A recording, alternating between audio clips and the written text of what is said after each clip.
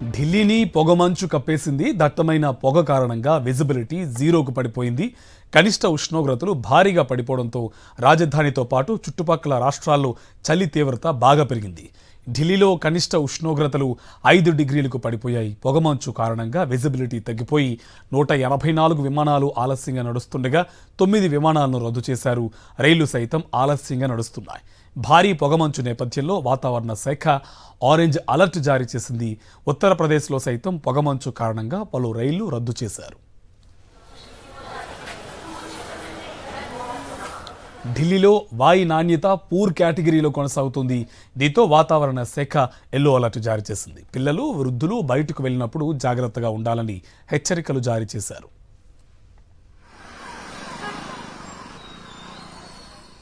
ఇదే అంశకు సంబంధించి మరింత సమాచారం ఢిల్లీ నుంచి మా కరెస్పాండెంట్ వెంకటేష్ మనకి డీటెయిల్స్ అందిస్తారు.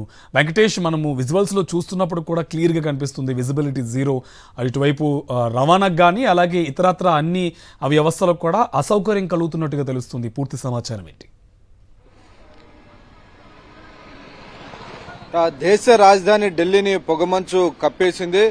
ఉదయం 11 గంటలు దాటిన నా వెనుక కనబడుతుంది. కంప్లీట్ గా రోడ్డు అంతా కూడా పొగమంచుతో నిండిపోయింది. దాంతో రోడ్లపైన వెలుతురు సరిగా లేక వాహనాలు లైట్లు వేసుకుని నడపాల్సినటువంటి పరిస్థితి ఏర్పడింది. సో మరొక 3-4 గంటల్లో పూర్తిగా ఈ లైటింగ్ కూడా కనుమరుగేటువంటి పరిస్థితి కనబడుతుంది. సో దట్టమైనటువంటి పొగమంచు కారణంగా ప్రధానంగా ఇటు రైళ్లు, విమానాల రాకపోకలపైన తీవ్రమైనటువంటి ప్రభావం పడింది. దాదాపు 200 విమానాలు ఆలస్యంగా నడుస్తున్నాయి. 9 విమానాలు రద్దయ్యాయి.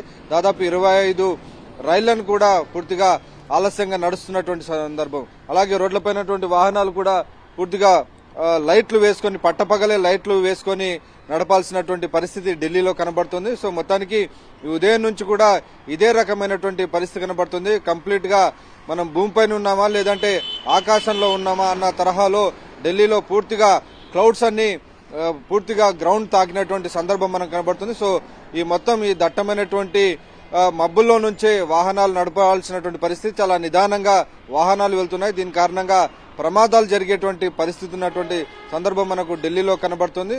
సో ఈ నేపథ్యంలో ఇప్పటికే వాతావరణ శాఖ ఆరెంజ్ అలర్ట్ జారీ చేసింది. అలాగే ఈ పొగమంచు కారణంగా పూర్తిగా వాయు నాణ్యత కూడా పడిపోయింది.